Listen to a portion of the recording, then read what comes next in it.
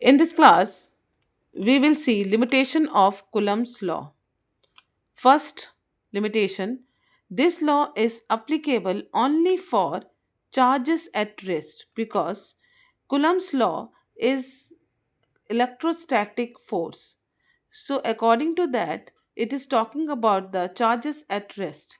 So, that is why this law is applicable only for charges at rest and not for moving charges. Second, this law is applicable for point charges.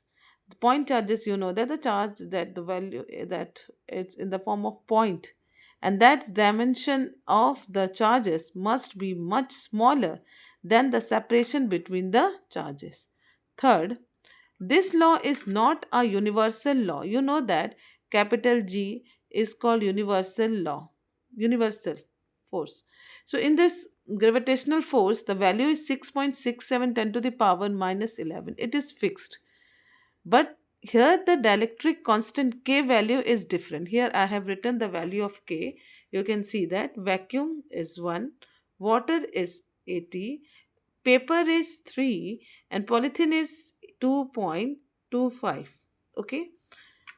So you can see that the dielectric constant values are different. So that is why the Coulomb's law is not a what? Universal law.